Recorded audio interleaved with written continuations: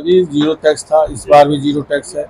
पहले 5 लाख से 6 लाख 5% लगता था, इस बार उसको 1 लाख बढ़ाकर 7 लाख किया गया है। ऐसे सारे स्लैब में कहीं ना कहीं इस बार थोड़ी बढ़ोतरी की गई है ताकि आम लोगों को राहत मिले। कम से कम इसको 5 लाख तक तो होना ही चाहिए था। निश्चित तौर से आपका मांग ठीक है, विचार उसमें भी किया जाएगा। आप भी जान रहे हैं, कोई अगर 30,000 रुपये पा रहा है उस पर 5% टैक्स देगा तो बचेगा क्या उसके पास। अच्छा मंत्री, टोल प्लाजा पे पत्रकार मांग कर रहे हैं कि छूट दिया जाए, छूट नहीं है क्या भाई? नहीं अजय जी हमारे पुराने मित्र हैं, हमारा जवाब वो स्वयं दे रहे हैं। निश्चित तौर से आपकी बात हम माननीय गडकरी से ले जाएंगे काम करने। नीति आयोग की बैठक से ममता बनर्जी निकल गई, ये कह रही बोलने नहीं दिया जा रहा है। क्या ऐसा विपक्ष के मुख्यमंत्रियों का या दूसरे प्रदेश मुख्यमंत्रियों का भेदभाव कर रहा है क्या? देखिए, कहीं ना कहीं इस समय माहौल बिगड़ा हुआ है। कोई कहता कि पार्लियामेंट में मेरी माइक बंद कर दी जा रही है, कोई कहता मुझे बोलने नहीं दिया जा रहा है। ये कहीं ना कहीं एक अफवाह, जनता को गुमराह करने का प्रयास किया जा रहा है।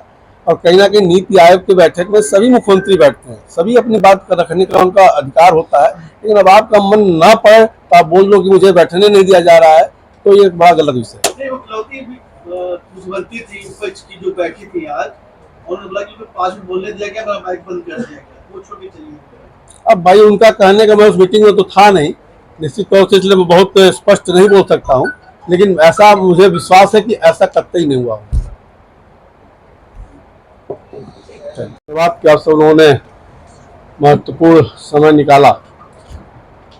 साथियों, प्रधानमंत्री जी का जो विजन है कि 2047 तक भारत को हमें विकसित राष्ट्र बनाना है, और पिछले 10 साल से जो हम काम करते चले आ रहे हैं, 24-25 का बजट भी कहीं ना कहीं उसी के परिप्रेक्ष्य में कि 2047 तक हमें भारत को विकसित राष्ट्र बनाना है, इस बजट का प्रावधान उसमें किया गया है।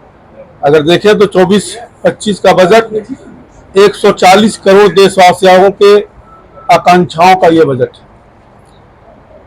हमारे एक दृष्टा प्रधानमंत्री में ये बजट के 4 मुख्य केंद्र बिंदु हैं, जो महिला, गरीब, किसान और नौजवान, जिनको सतत विकास की व्यवस्था इस बजट में पूर्ण रूप से की गई है। इस बजट का विजन जो है कि 2047 में हमें विकसित राष्ट्र बनाना है, उस विजन को लेकर के इस बजट को कहीं ना कहीं निर्माण किया गया है, जिसमें विश्व में तीसरी सबसे बड़ी इस बजट में उसका भी विजन लिया गया है। जहां तक हो सके व्यापार को वैज्ञानिक और नवाचार से समर्पित। इस बजट में अगर देखें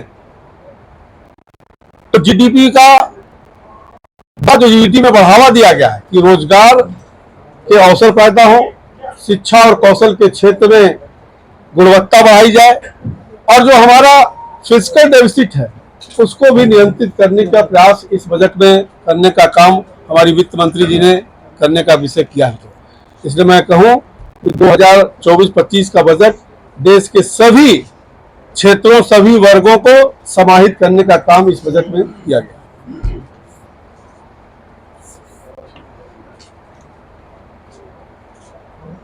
यूपी के लिए कोई खास बजट नहीं रहा, जो बिहार और एक आदमी अगर करेंगे तो सब आवाज का विषय विपक्ष उठा रहा है। लेकिन अगर आप देखें तो ये बजट जो रोड और यातायात में करीब 2.8 लाख करोड़ का बजट है पूरे देश के लिए, इसको विपक्ष नहीं देख पा रहा है। जो रेल पे 2.55 लाख करोड़ का बजट जो कि पूरे देश के लिए है, उसमें यूपी भी सम्मिलित है। ग्रामीण विकास के लिए 2.65 लाख का बजट है, इसमें पूरा देश सम्मिलित है। कृषि बजट 1.52 लाख करोड़ का है, पूरे देश के लिए बजट है। शिक्षा का क्षेत्र में जहां 1.25 लाख का बजट है, जो पूरे देश के लिए।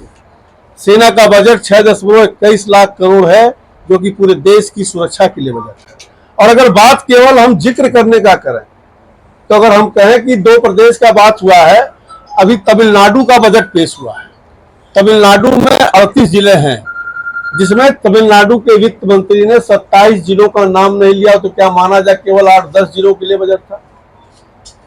अगर आप देखें तो 76,000 करोड़ की लागत से इसी बजट में प्रावधान है कि महाराष्ट्र में पोर्ट वधावन पोर्ट की स्वीकृति गई है, जिसमें 76,000 करोड़ रुपया का बजट एस्टिमेट किया गया है और महाराष्ट्र का नाम तो नहीं लिया गया है। जहां तक उत्तर प्रदेश का सवाल है, निश्चित तौर से अगर आप देखें तो अभी बिहार की जो बात हो रही है कि अगर टोटल जो हुआ है उसमें 58,000 करोड़ है। मैं एक उदाहरण दिया कि महाराष्ट्र में 76,000 करोड़ का पोर्ट बन रहा है, लेकिन बजट के विश्लेषण में नाम उसका तो नहीं लिया गया। उत्तर प्रदेश की जहां तक बात करें तो अगर देखेंगे डिटेल्स को, जो बजट को डिटेल में देखेंगे, क्योंकि डिपार्टमेंट वाइज जब बजट देखेंगे तो अनुमानतः 40,000 करोड़ रुपया करीब उत्तर प्रदेश को रोड सेक्टर में मिला है, 20,000 करोड़ रेल के लिए मिला है। ऐसी तमाम जो ग्रामीण विकास और सारी योजनाएं हैं उसमें भी उत्तर प्रदेश का बहुत बड़ा योगदान नंबर रहने वाला। यहाँ तक कि जो मकान बनने वाले हैं, जो बसावट कवर करने वाले हैं, उन सब में भी भारी मात्रा में उत्तर प्रदेश का उसमें समायोजन किया गया। अच्छा, संजय सिंह ने कहा कि जेल के लिए कोई बजट नहीं है। उत्तर प्रदेश का बजट नहीं है मित्रों, ये भारत सरकार का बजट है। जेल का बजट हमेशा प्रदेश सरकारें बनाया करती है। समस्या थी, अभी भी थोड़ी है और लगातार उस पर हम लोग ध्यान दे रहे हैं कि उसको जल्द से जल्द हम लोग ठीक करके काम करें। कुछ ऐसा ग्रेस पीरियड देंगे क्या कि अगर एक हफ्ते तक आपका एग्जाम करता है तो टैक्स ये आप लोग ऐसा तमाम प्रतिवेदन आज हमको मिला है, एग्जामिन करके उस पर निर्णय लिया।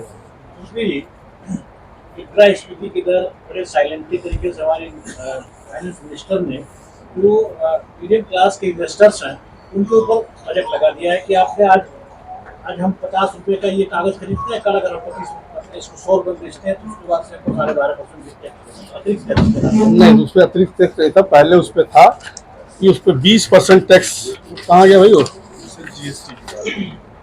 आप जो जीएसटी की बात कर रहे हैं आप?